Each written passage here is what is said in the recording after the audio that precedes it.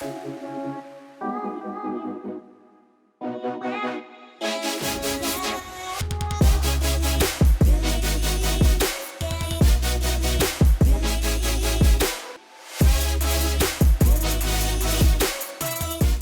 everyone.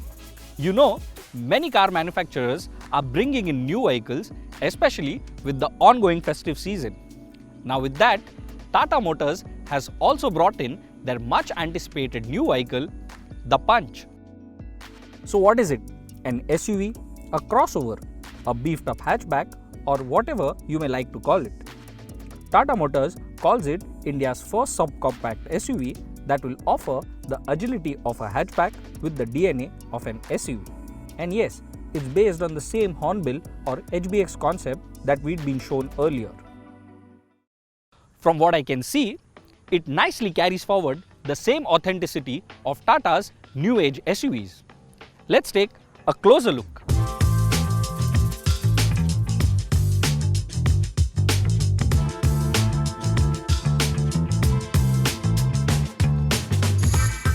The Tata Punch is based on the Agile Light Flexible Advanced, or in short, the Alpha architecture. This vehicle features a Harrier-like front fascia with slim LED daytime running lights. Its nose gets a split grille featuring a tri-arrow pattern that looks new as against the conventional honeycomb pattern seen in most cars. Then, the main headlamp clusters and fog lamps are positioned in separate pods on the bumper. This is again a trait we've come to see in modern SUVs. It is a bit shorter in length than the Nexon, but then its overall proportions are ideal for a micro SUV. The SUV character is thanks to the muscular styling elements which give it a beefier appearance. Then the black cladding along the sides and wheel arches adds to the rugged look. This top spec model rides on 16-inch diamond cut alloy wheels that also have an exciting design. The same goes with its rear section with LED tail lamps. Very unconventional and yet stunning. What will also help the Punch to stand out are its 7 color options. In fact, customers also get to choose from 2 customization packs named Rhythm and Dazzle. These will help them to further personalize their vehicle according to their liking.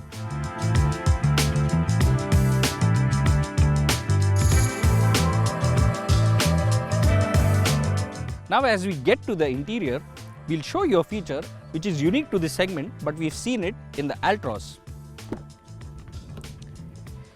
The 90-degree opening doors.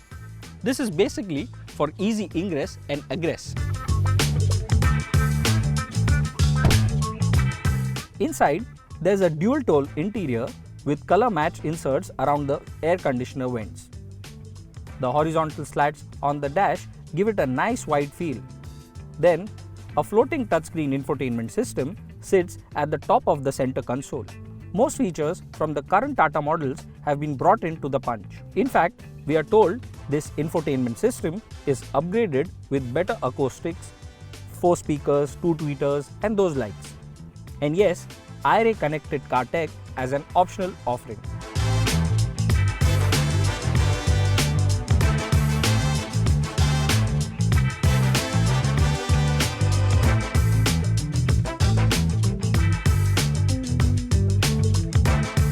The driver's seat is adjustable for reach, recline, and even height, giving you that commanding position that you expect from SUVs. There's good visibility of the surroundings from inside.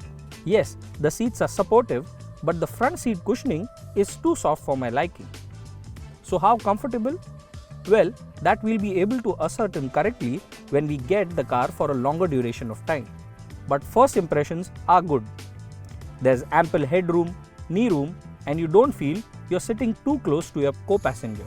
Even in the back seat, things aren't different with good space, a nicely reclined backrest, and an armrest to settle in a relaxing position.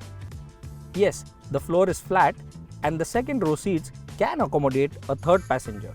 But then you will have to deal with a bit of a shoulder overlap.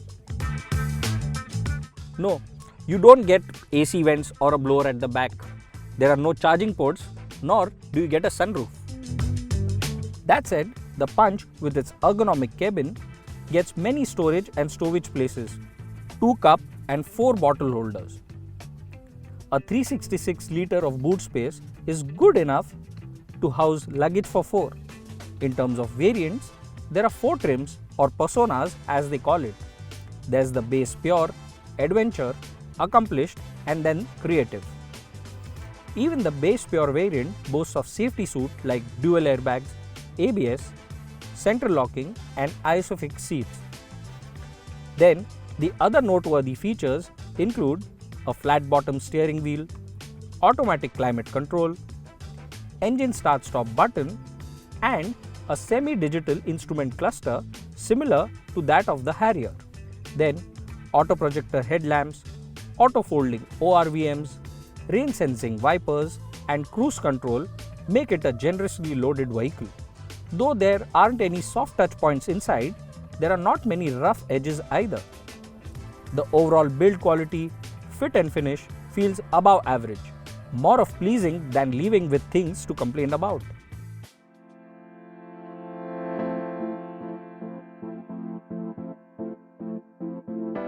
Now in terms of engine options, you only get a 1.2 litre naturally aspirated petrol engine. This comes mated either to a 5-speed AMT or what we have here, a 5-speed manual gearbox.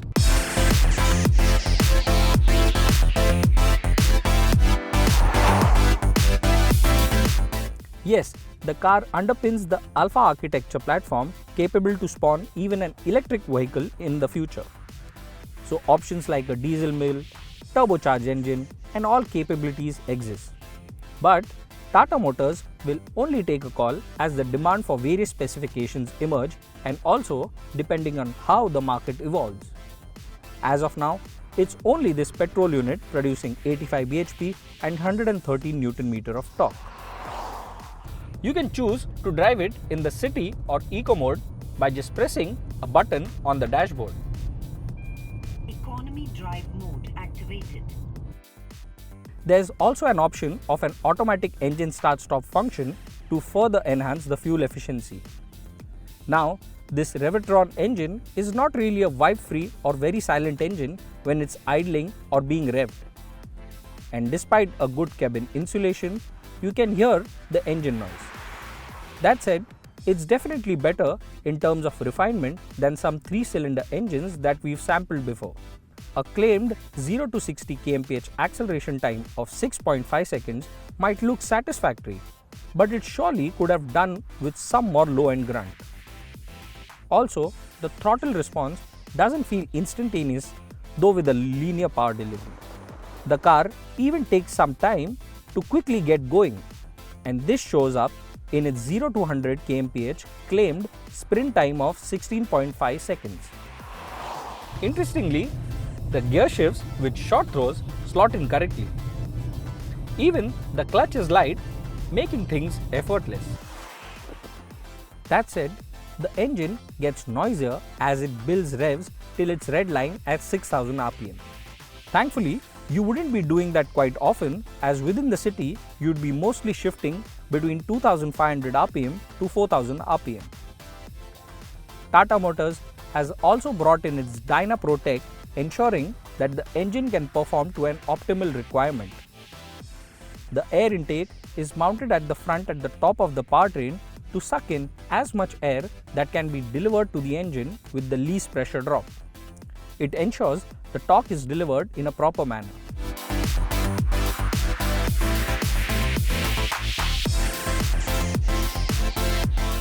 Once you're behind the wheel, it's quite easy to drive, and you can confidently maneuver it into tight spots. Still do note, it weighs about a ton.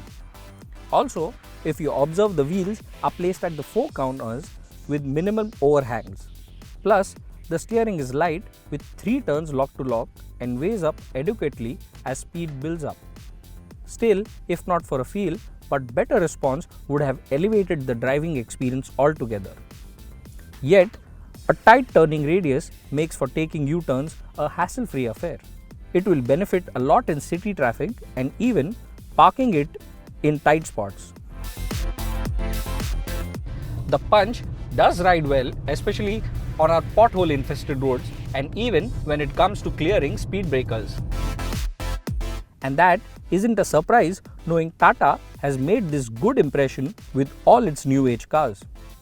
Slow speed or high speed ride is well balanced, as this one's suspension is also well tuned to absorb the jolts and thuds, and all the while remaining planted and very composed. This sub 4 meter SUV has an unladen ground clearance of about 187 to 190 mm. It also boasts of a large approach angle of 20.3 degree, departure angle of 37.6 degree, and a ramp over angle of 22.2 degree. Then it also has a water wading depth of 370 mm, which is a little higher than usual cars. Now, with this high riding stance, you tend to feel the body roll when attacking corners in speed. But that's not what you'd be aiming to do in this car, right? Go a little slow and you'll just do fine. Now the Punch gets two unique features, in fact segment first features. One is the brake sway control and the second one is what they call the Traction Pro mode. The brake sway control aids during panic braking even if the front disc brakes are good enough to stop the car. It gets activated through the braking system with abrupt braking or when it detects a pull taking place or road camber or one tire slipping. It enables the EBD and ABS to keep the vehicle stable. What's more, its AMT version features the Traction Pro mode to aid in slippery conditions. What this system does is that it doesn't intervene the engine but uses brake to control slip. As a result, traction at all points is optimally utilized.